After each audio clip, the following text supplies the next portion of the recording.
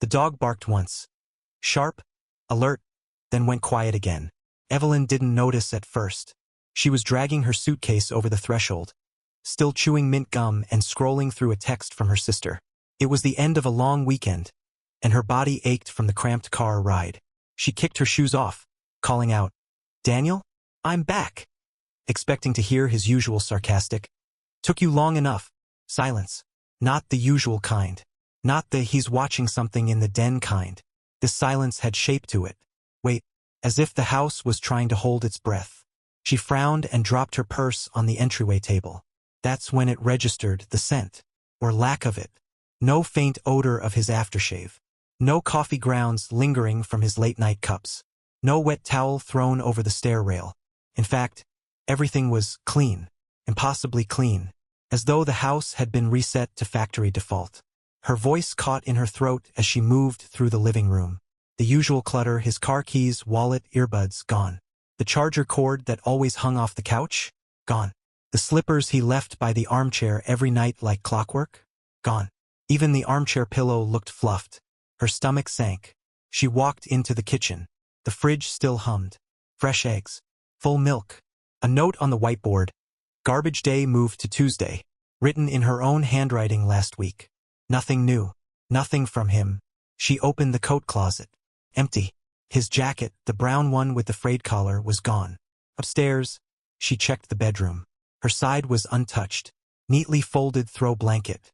The book she'd been reading still on the nightstand. But his drawers were empty. The closet, stripped. Even the shoebox he kept tucked under the bed, where he stored random keepsakes from concerts and their early dating days, gone. She called his cell. Straight to voicemail. No panic yet. Just a crawling sensation under her skin. She opened the banking app. Mortgage paid 2 days ago. Utilities paid automatically. Groceries? Last transaction was from Thursday. Dog food, canned beans, trail mix. All shelf stable. Even the dog's food bin was full to the brim. Fresh kibble, measuring scoop inside. Clean. Like someone had planned it. She sat down on the edge of the bed and felt something shift in her throat. A dry pressure. Not tears. Not yet. Confusion. Deep, dull confusion. She dialed his office. The woman at the front desk answered. Cheerful, clueless. "Oh, Daniel? He actually resigned. Effective immediately. Left on Thursday." Evelyn's fingers froze around the phone. "What?" "Yeah, said it was time to move on. Left us a thank you card and everything." She hung up before the woman could continue. Her next call was to Frank, Daniel's old college friend. "Haven't heard from him in months," Frank said. "Everything okay?" She didn't answer. She couldn't. There were no signs of a struggle. No broken windows. No suitcases left out. It was as if Daniel had packed himself out of existence with surgical precision. Except he hadn't disappeared. Not in the way that makes headlines or prompts Amber Alerts. He left a fully functional house behind. One where even the subscriptions were auto-renewed. But not a word to her. No message. No letter. No middle finger scribbled on a post-it. Just silence. Perfect, intentional silence. If you've listened this far and haven't hit that subscribe button yet, consider doing it. Over 97% of people forget to, and honestly, it's the one thing that keeps stories like this coming. It means more to us than you think. Back in the hallway, she pulled out her phone and started texting. Sister, neighbors, his coworker Greg. No one had seen him. No one had heard from him. And none of them sounded surprised. She circled back to the garage. His tools? Gone. His bike? Still there. He hated that thing. Said it made his knees hurt. A parting joke, maybe? She opened the trunk of her own car, just to be sure. Empty. A thought began to bloom in her mind. An ugly, shapeless thing that brought her back to that night 4 years ago. The fight that never really ended. The one where she said something she shouldn't have, and he didn't respond. Just stared at her with that half smile, half resignation. The look that said, "I'll file that away." She had laughed it off. But now, that silence felt less like absence, and more like the final move in a very long game. Evelyn sat across from the officer at her kitchen table, trying to control the tremble in her voice. "He wouldn't just leave," she said for the 3rd time. The officer, a stocky man with thinning hair and a wedding ring that caught the sunlight every time he tapped his pen against the folder, gave her a look that was half sympathy, half resignation. "We hear that a lot, ma'am," he said. "You'd be surprised how many people just walk away. But this isn't that," she insisted. He's not impulsive. He doesn't do anything without planning it to death." The officer nodded slowly. "And that's the thing. From what you're describing. Maybe he did plan it." She blinked. The comment landed with a dull thud. He was already labeling it. Already detaching from it. It wasn't a crisis to him. It was a box to check. They asked the usual questions. Was there any history of mental health issues? Any affairs? Was he under stress? Did he take medications? No, and only for acid reflux. They searched the house. No signs of struggle. No forced entry. Nothing was missing except him and his personal items. His bank accounts, and used since Thursday morning. No flights booked. No hotel reservations. No large withdrawals. Just a $40 gas station purchase at a remote stop 80 miles out. Timestamped 4 hours before she returned. A ghost. The detective assigned to the case called her once a week at first. Then every 2. Then stopped. "Unless he's committed a crime or found harmed, there's not much else we can do," he told her, voice bored. "It's a voluntary disappearance." Voluntary. That word clung to her like mildew. As if he'd simply stepped out for milk and decided on a whim to abandon 15 years of shared life, mortgages, dental insurance, and dog baths. She tried to function. Went to work. Pretended to sleep. Ate meals she couldn't taste. But everything around her felt artificial. The dishwasher sounded too loud. The wind through the windows sounded like whispers. The neighbors kept waving at her like nothing had happened. The world didn't pause. It didn't even slow down. Her sister, always the practical one, suggested hiring a private investigator. "Police don't care once they close the file," she said. "But someone will find him. If he's out there." The PI was a woman named Arlene. Mid-40s, sharp eyes, faster mouth. "People don't vanish. They relocate," she told Evelyn bluntly. "We just need to find the trail." She was good. Thorough. Tracked Daniel's email activity. Nothing since Thursday. Checked credit activity. Dead silence. Security footage at the gas station. A blurry back view of a man in a navy jacket, baseball cap, loading something into the back seat of his Camry. It looked like him, but no face, no conversation, just efficient movement and then gone. License plate readers caught the Camry an hour south. Then nothing. No bridge cameras. No toll booths. No flagged crossings. The car hadn't turned up in any impound lot or pond. As if it had folded into the earth. Arlene kept digging. For a month, then 2. She cross-referenced IDs, searched DMV updates, even tried facial recognition databases. After 10 weeks, she slid a folder across Evelyn's table. Thin. Too thin. "I've hit a wall," she said. It's like he knew how to disappear. Like he practiced. Evelyn stared at her. "What do you mean practiced?" "Most people make mistakes. They use their real names, slip up with digital footprints. But Daniel? Nothing. He cut ties clean. No traces. No accidents. Honestly, I've never seen anything like it." That night, Evelyn sat in Daniel's now empty office. She ran her hand over the desk, trying to summon his presence.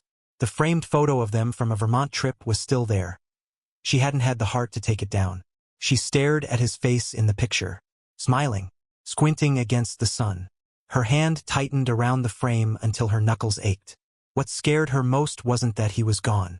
It was how calmly, how efficiently he'd done it. No calls, no emails, no ranting voicemail, no accusations or goodbye. Just clean edges. The way someone formats a hard drive. Not because they're angry, but because they want it empty. Unrecoverable. People asked if she was doing okay. She smiled, nodded, lied. In truth, she'd stopped recognizing her own reflection. She'd become the woman people pitted at the grocery store. The one who everyone assumed had driven him away. A few hinted. Maybe he just snapped. "You guys fought a lot, right? You were always the strong one." Maybe he couldn't handle it. The worst part? She couldn't defend herself. She didn't even know what to defend. There was no story, no scandal, no breakdown, just a growing fog that swallowed her house, her routines, her name. Everyone else adjusted. She didn't. She couldn't. Because she wasn't mourning a man. She was mourning absence. And somehow that hurt more. The first whisper didn't even come as a whisper. It came wrapped in banana bread. Cheryl, from Evelyn's Tuesday night book club, handed her a warm slice on a napkin and said, "You know we're all here for you, right?" Her tone was gentle, too gentle, the kind people use when they've already decided you're broken but want to be polite about it. Evelyn nodded and gave the expected smile.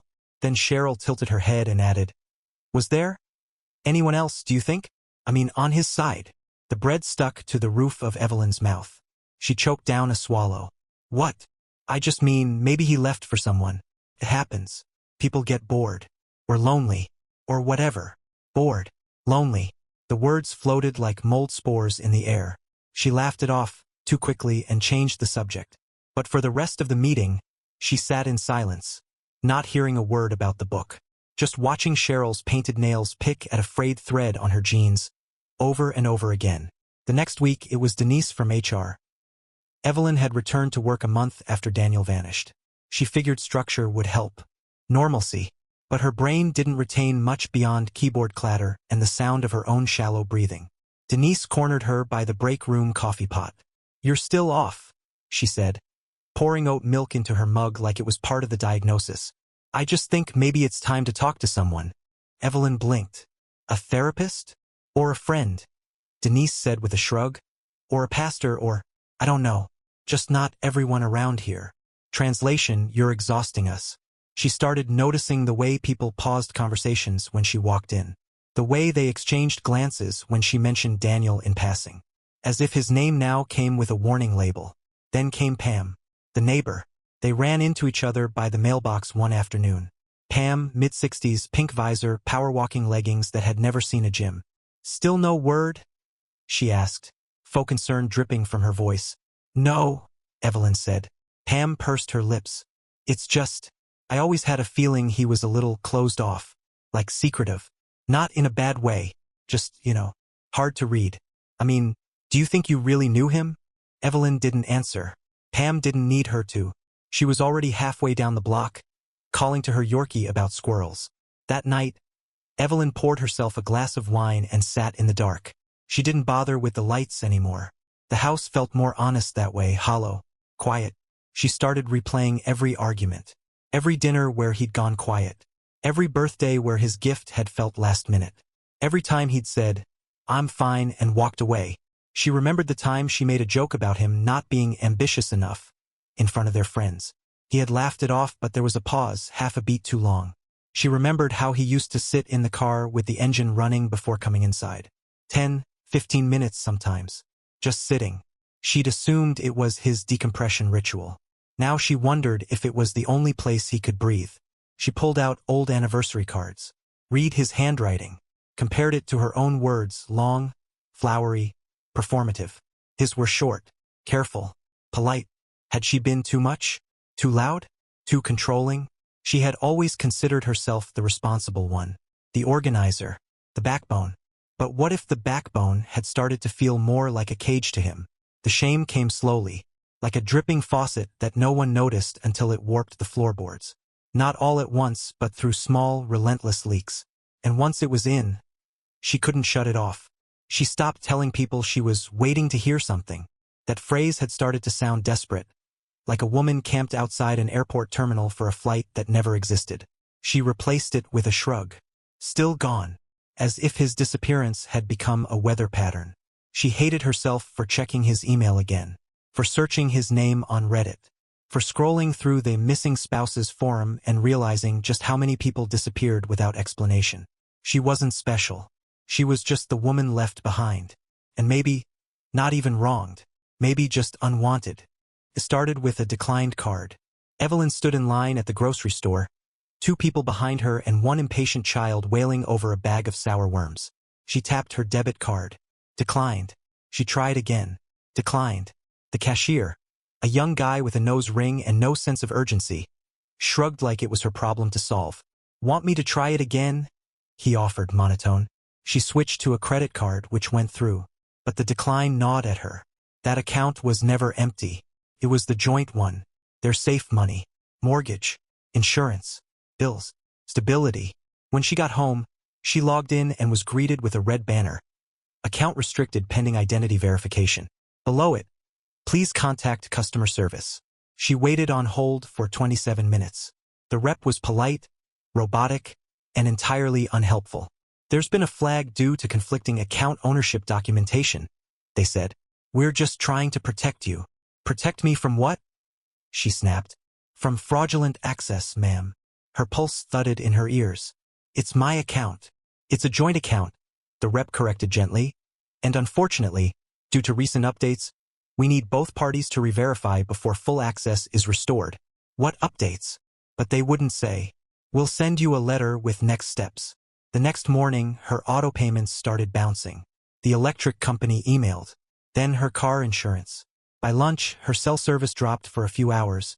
Turns out that bill had also failed. Panic bloomed. She called the financial advisor Daniel had used for years, George. A man with too much hair gel and a voice like a funeral director. I just need access to his retirement account, she said. It's joint. Or was. I need to make sure. Mrs. Aldridge, George said, his tone suddenly more formal than familiar. I'm afraid I can't disclose any account information to you. Her spine stiffened. Excuse me? You're no longer listed as a beneficiary. Or contact. I was for 15 years. He cleared his throat. The change was made some months ago. Everything's legal. Proper documentation. Notarized. She felt cold seep into her hands. He changed it? Before he left? Yes. To who? I'm sorry. That's confidential. She hung up, drove straight to the bank, waited an hour in an air-conditioned lobby that smelled like copier paper and old ambition. When she was finally ushered into a glass office by a manager with a practiced smile, she repeated her name, her address, her account number. She explained the situation. Daniel gone, account frozen. This must be a mistake. The manager tapped a few keys, then turned the screen so Evelyn could see. A document appeared. It was dated 7 months earlier. A notarized authorization. Signatures. Witness stamps. Daniel's signature, neat and unmistakable. And hers. What is that? She asked, voice too loud. You signed this amendment, the manager said carefully, granting Daniel exclusive authority over the account in the event of personal separation. I signed no such thing, she hissed. The manager slid the document closer. This was signed at our Midtown branch, notarized by one of our staff. See, there's video confirmation. You were here. Her vision tunneled. She vaguely remembered going to that branch. Daniel had said something about needing her signature for a rate adjustment. She hadn't read the fine print. She was running late for a dentist appointment. It was a quick in and out. She'd signed herself out of her own finances. He hadn't just vanished. He'd planned the erasure of her, deliberately, precisely, and without so much as a raised voice. Later, in the parking lot, she vomited into a hedge, then sat in her car for nearly 2 hours, engine off, watching the sun slide behind the CVS across the street. Her hands wouldn't stop shaking. She thought about all the things she used to mock him for. How he double-checked receipts. How he kept a folder labeled, just in case. How he would say things like, paper trails are protection. He wasn't a fool. He was building an escape route. And she, too trusting, too distracted, too busy playing the strong one, had handed him the keys and kissed his cheek as he mapped his freedom. She wasn't abandoned. She was cut out, surgically, quietly, like a tumor removed under anesthesia, never knowing until it was already gone. 10 months. 2 days past the 10-month mark, actually. Not that Evelyn was counting, except she was. She always was. Every coffee order, every calendar event, every rerun of a show they used to watch together was a timestamp of the silence. And then, out of nowhere, her phone buzzed. A text from her cousin Madeline, who lived in Oregon and worked part-time for a moving company. The message was short. Is this him? Attached, a grainy photo, shot from inside a car, through a windshield still speckled with pollen. In the foreground, a man was unloading boxes from the back of a white van parked in front of a red brick storefront. A warm-looking coffee shop or some kind of specialty grocer. There were flyers taped to the windows and a hanging plant dying in the summer heat. But Evelyn didn't notice any of that. She was already zooming in, tapping, enhancing with her fingers. The man in the photo had his back half-turned to the camera, angled just enough for her to see the side of his face. A jawline that had sharpened, shoulders that stood a little straighter, a posture she hadn't seen in years. It was Daniel, or someone built from the exact same parts. He looked better, leaner, healthier. There was a lightness in the way he stood, like someone who'd stopped bracing for impact every time he spoke. He wore a black polo shirt and a lanyard with a clipped-on name tag, partially obscured by the box he held against his chest. But it didn't say Daniel. It said Marcus.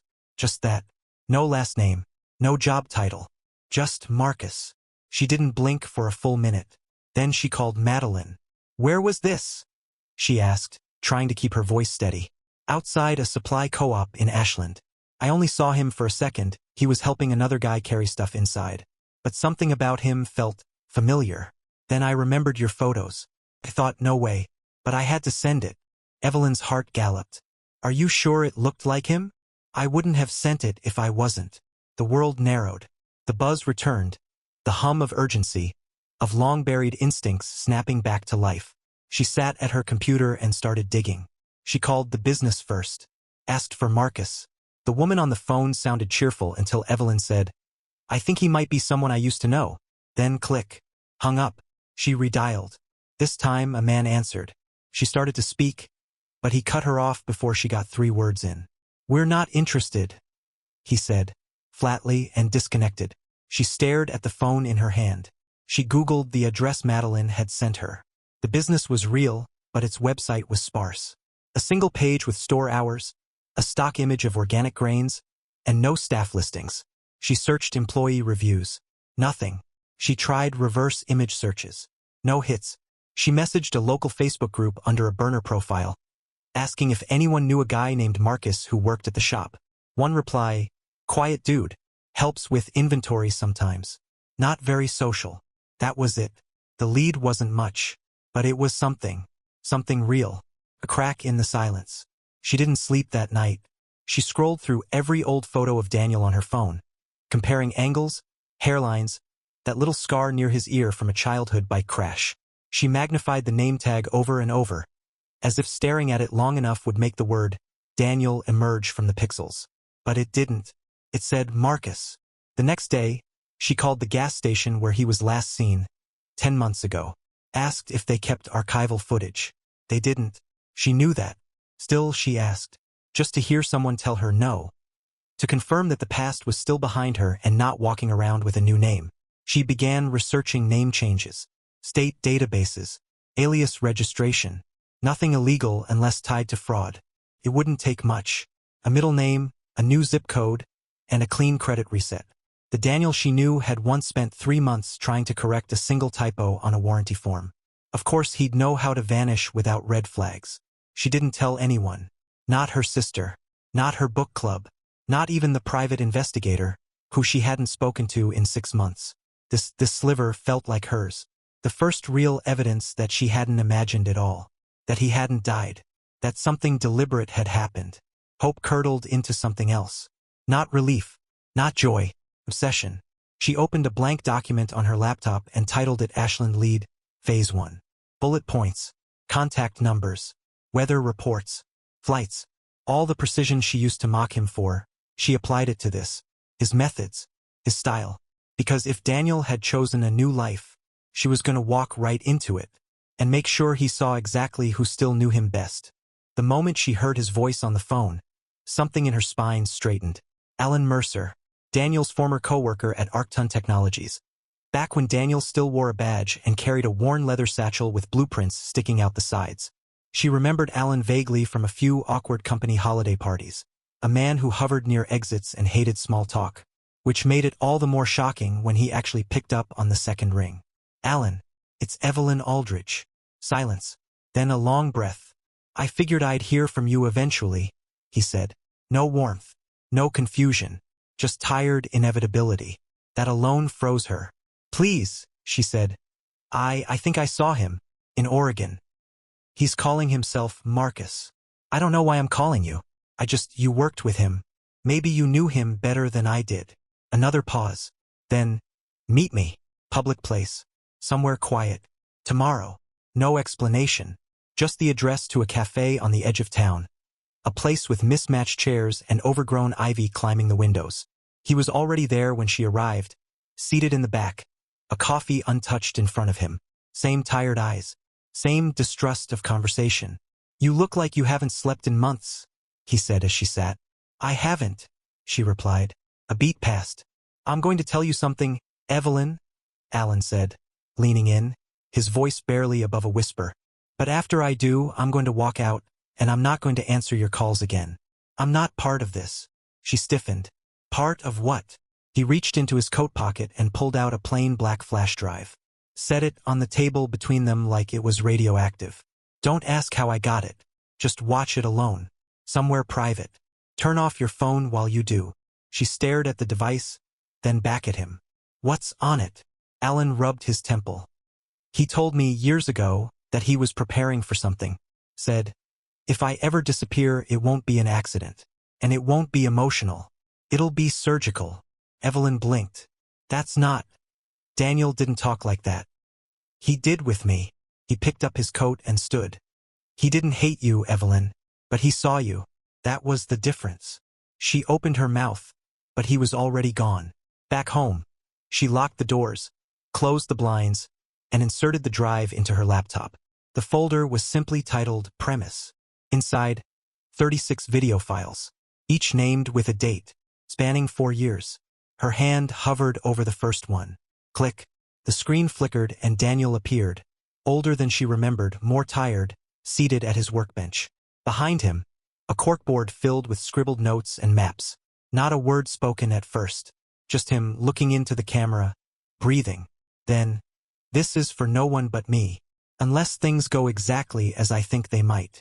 Another click. He was pacing this time, agitated. Every time she dismisses me, every time she corrects me in public, makes that face like I'm embarrassing her, I log it, not because I want to hurt her, but because I need proof I'm not crazy. Another clip. Daniel in the kitchen, a wine glass in hand. She tells our friends I don't push hard enough, that I don't want more. Maybe I don't, but I never lied to her. Not once. The same can't be said on her end. The next video was darker, quieter. He was outside, rain tapping against the window. I'm building my exit. Slowly, carefully. There won't be fireworks. No screaming match. Just 1 day silence. She'll come home and I'll be gone. Not out of cruelty. Out of necessity. Her breath hitched. Another video. She won't understand. That's the point. She'll need a reason. She'll look for the scandal, the affair, the breakdown. But she'll never suspect what really did it. The million paper cuts. Clip after clip, he unraveled a version of their life she'd never seen. Not angry.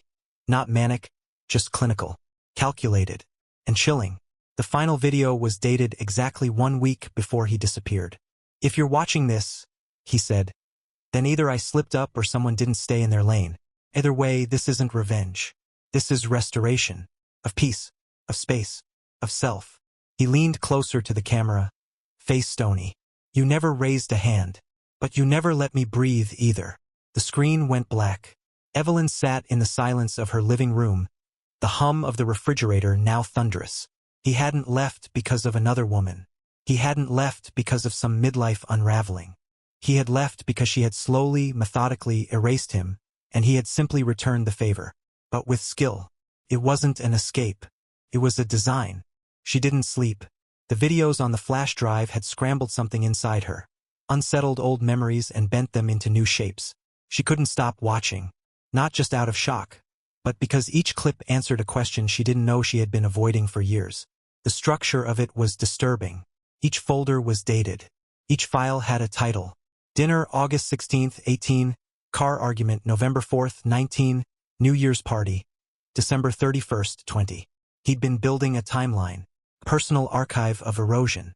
It wasn't just monologues either. There were clips from inside the house, covertly recorded footage.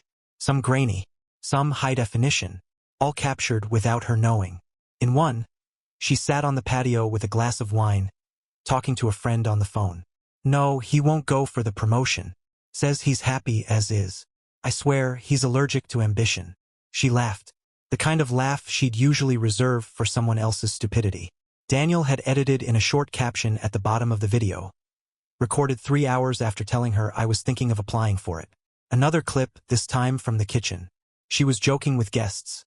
People from her office, loud and shallow. Daniel? Oh, he's around here somewhere, probably alphabetizing the spice rack. He's good at the boring stuff. Laughter. The camera didn't shake, didn't zoom. It just stared, cold and precise. Like Daniel had stopped trying to explain and had started documenting instead. She kept clicking, one by one, each video slicing a little deeper. One of the hardest to watch was from their 10th anniversary. They had dinner with friends at an expensive restaurant. In the footage, Daniel raises a glass for a toast. Something heartfelt, quiet, grateful. When he finishes, she makes a joke about his poetic nonsense and tops it with a wink at their guests. Everyone laughs. She doesn't remember it being cruel. But in the replay, it sounds like a hammer. He filmed himself that night, sitting alone in his car afterward. She used to look at me like I was solid, he says. Now she looks at me like I'm in the way. I feel like a vase someone keeps only because it's hard to throw out. Another. She tells people I'm passive. But that's not true. I've just never believed that yelling solves anything. So instead, I listen. I observe. And now I plan. She watched a clip labeled Post-Fight June 11, 21. It was a recording from their bedroom. She was sitting on the edge of the bed, arguing, red-faced.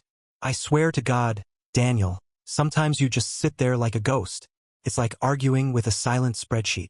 He doesn't answer in the video, just stares at her. When she finished watching that one, she had to get up and pace the hallway. Her hands were trembling. She tried telling herself these were curated moments, edited to manipulate her. But a part of her, deeper than denial, knew that wasn't true. These weren't exaggerated. They were exact. The files were damning not because of what she said, but because of what she never noticed she was saying. The sarcasm, the dismissals, the corrections in front of guests, the way she'd reach for the punchline before reaching for understanding. And Daniel?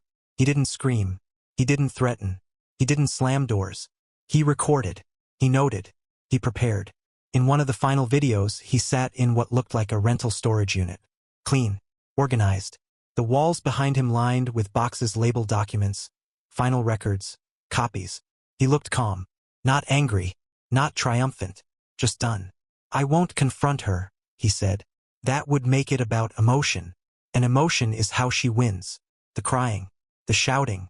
The false clarity. I don't need closure. I need distance. He paused. She'll say she didn't know. That it wasn't that bad. But I've been keeping count. The small humiliations. The corrections. The public emasculations. I told her once, years ago, you can either win the argument or keep the marriage. You can't have both. He looked directly into the lens. She chose the argument. So I'll give her the win. He smiled softly. And then I'll disappear. Quietly, but thoroughly. That was the last file. Evelyn sat in the dark for what felt like hours. She had no tears left. Not the loud, sobbing kind.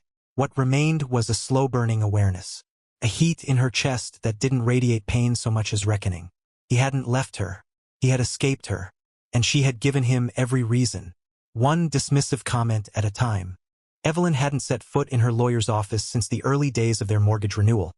Back when she still wore blazers to feel powerful and Daniel still asked questions about APRs with a pen nervously tapping the side of his legal pad. This time, she didn't wear anything but urgency. No makeup. No script.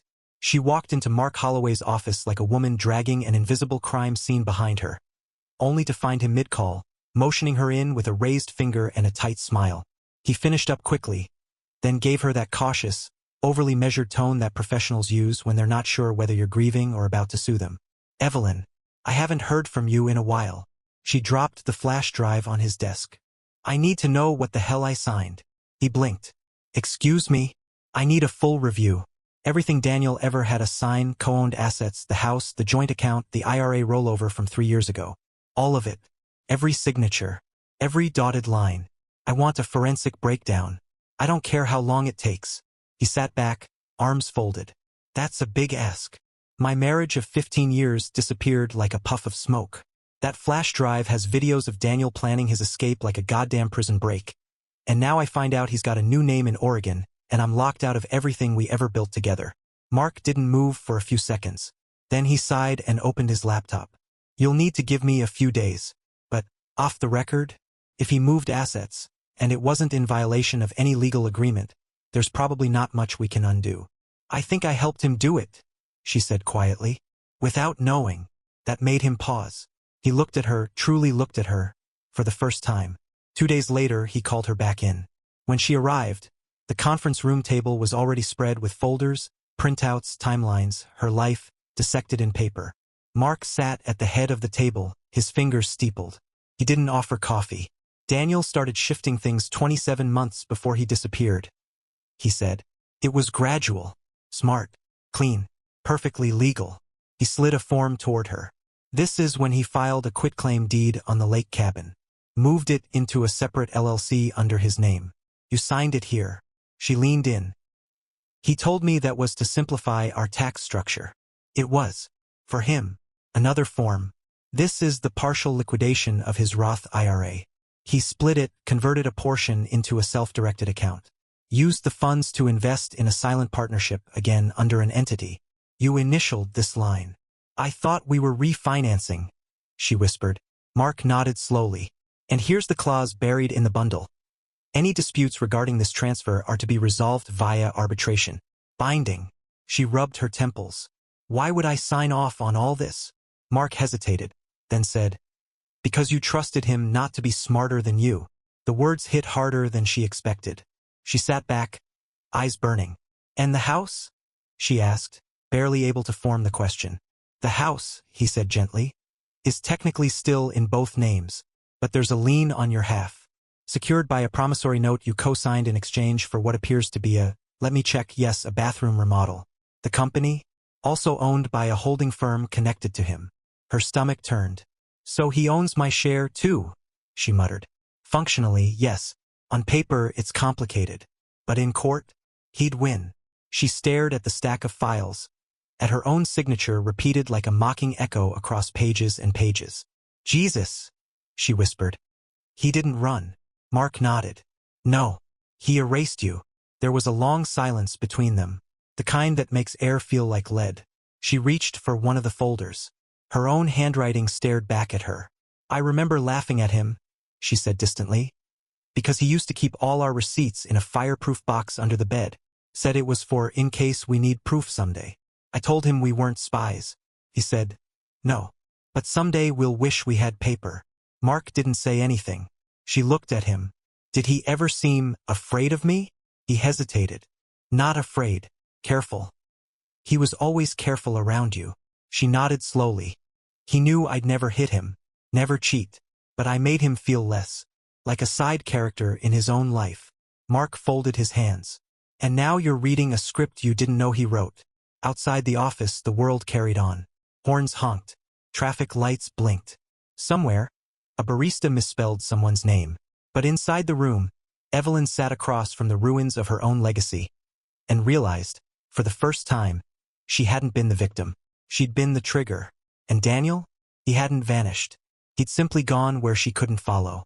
Not because she wasn't looking hard enough, but because he'd made damn sure she wouldn't qualify to. The town was smaller than she expected.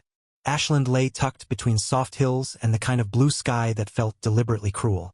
The streets were clean, the storefronts charming. Couples walked dogs and carried reusable grocery bags as if the rest of the world didn't fray at the edges. She sat in a rental car across from the shop Madeline had described, the one with the red brick front and hand-painted windows. It looked harmless, local, unremarkable, except he was inside it. 10 months, 1,000 unanswered questions, and dozens of video files had brought her to this moment. The stillness before confrontation. She rehearsed lines in her head, tossed half of them. She was exhausted with pretending to be clever. She just wanted to know. The chime above the shop's front door rang softly as she stepped inside. The air smelled like wood polish and fresh roasted coffee. There were shelves of jars, crates of produce, a rack of handmade cards near the register. And behind the counter, him. Older, yes. A little more gray at the temples. Beard fuller. Posture taller. There was a stillness to him now, the kind that didn't come from fear or hiding, but from being untouchable. Untethered. Daniel looked up as she walked in. He didn't flinch. She stood there, unsure whether her legs would carry her to the counter or betray her in place. He didn't speak, just waited, letting her fill the silence he had once lived under for so long. Why didn't you tell me? She asked finally. Her voice wasn't angry. It was raw, like someone rubbing a wound that never closed. Daniel looked at her for a long moment. Not cruelly, not kindly, just present. Because you would have tried to stop me, he said. Or worse, played the victim. The words weren't meant to hurt, but they landed like a blade between her ribs. I didn't know I hurt you that badly, she said quieter. He nodded. That was the problem. A customer entered behind her. A young man with a bike helmet and earbuds. He gave Daniel a wave. Daniel returned it with ease, like someone who'd built something steady here. A life that didn't include apologies or justifications. Evelyn stepped aside to let the customer pass. The world moved around them, oblivious to the collapsed house between their gazes. She turned back to him. I thought we were okay, she said. Daniel raised an eyebrow just slightly. I know. That was all. No accusations. No counterattack. No monologue. Just quiet finality. She studied his face, trying to find something familiar. A flicker of softness. A moment of regret. But what she found instead was peace. And that, more than anything, gutted her. Peace didn't leave space for reconciliation. Do you hate me? She asked, because some part of her still needed to be punished, to be named. Daniel shook his head. Hating you would have kept me attached to you. A pause. I just stopped. And somehow that was worse than hate. The customer finished checking out and exited, the chime above the door breaking the moment. Daniel turned slightly, scanned something into the register, typed in a code. Back to work. Back to life. I used to think you were too quiet, she said. That you needed to push harder. That I was helping. He glanced up. You were helping yourself. You just dressed it up as US. She wanted to argue, to tell him he was being unfair, that she never cheated, never lied, that everything she did was to build a life together. But the flash drive still haunted her. The footage, her words, her face, the 100 small moments that once felt like nothing. She had mocked his silence. He had weaponized it. He didn't ask her why she'd come, didn't ask what she wanted, because he already knew, and he wasn't going to give it. Whatever version of Daniel she thought she might one day reclaim, he'd buried it somewhere between a notarized transfer form and a hidden camera. She had come for closure. He had already written the ending. There was nothing left to do but leave, so she did. The package arrived a week after she returned from Oregon. No note, no sender, just a manila envelope with her name typed out in neat, impersonal font and a postmark dated 6 days before she stood in front of Daniel, Marcus now, and watched him look at her like an old photo he no longer needed to keep. At first she thought it was junk. Another court reminder. A bank form. Maybe something left over from the lawyer's audit of her decimated finances. But when she peeled the flap open, it wasn't paper that slid out first. It was silence. Heavy. Familiar. Inside one single sheet. Plain. No letterhead. No signature. Just a single sentence. Typed in bold. You returned to an empty home because I was finally full of silence. She read it 3 times before her fingers found the second object inside the envelope. A flash drive. No label. No logo. Just the same kind of quiet black drive Alan had handed her weeks ago. Her first instinct was to throw it out. Her second was to scream. She did neither. She locked the door, closed the blinds, sat on the floor like she used to when they were newly married and broke and didn't have furniture, and she plugged it in. The folder was titled Insurance. Inside, a series of video files. This time she was the subject. Not Daniel. Not his tired eyes or quiet voice. Her. The first clip opened with a living room party. Christmas, maybe 2 years ago. She was holding a glass of wine and laughing with friends. Her voice rang out clearly over the music. Daniel? He's probably alphabetizing our takeout menus again. The man treats soy sauce packets like they're military assets. Laughter. Another clip. A restaurant patio. Someone's birthday. She was seated between 2 coworkers, casually sipping a cocktail. You know what he asked me last week? If we should downsize for simplicity. I told him if he wanted simplicity, he could marry a bar stool. Someone off-camera howled. Clip after clip, carefully time-stamped, carefully trimmed. Each one more revealing than the last. Her in a car, on speakerphone, talking to her sister. Daniel's just safe, you know? Like emotionally lukewarm oatmeal. I don't hate him. Sometimes I forget he's even in the room. Another, her pacing on the phone, agitated. No, I'm not being mean. I'm just honest. Someone has to push him. If I don't, we'll die buried under his unfiled papers and his 5-year plan that never leaves Excel. She paused the video. She didn't recognize herself. Not because it didn't sound like her, but because it sounded too much like her. Like a tape she never knew had been rolling. Private moments, backhanded jokes, conversations she never thought he'd hear. But he had. All of them. He had built a final firewall. This wasn't about revenge. It wasn't even about vindication. This was insurance. Proof. Just in case she ever cried victim. Just in case she ever painted him as the confused, unstable husband who cracked under pressure. Just in case she ever tried to turn the story into something it wasn't. He had prepared for that, too. The footage wasn't loud. It wasn't edited with drama or theatrics. It was sterile, plain, clean. The last file was a still image, a PDF document titled Exit. It showed her own signature across 10 different forms, bank authorizations, title transfers, power of attorney waivers. She'd never read them. He'd never needed her to. Below her signature on each, his initials, the final safeguard. Evelyn closed the laptop and sat in the quiet of her house. This house that used to be their home. It echoed differently now. No footsteps, no dishwasher humming, just stillness, and the undeniable knowledge that he'd always been 5 steps ahead. Not because he was cruel, but because he had finally, methodically, stopped letting her narrate his life. He hadn't shouted. He hadn't raged. He hadn't written an essay begging her to understand. He had left a sentence, 12 words, and a history she could never rewrite. Because the truth had never knocked. It had waited, silent, sharp, and final.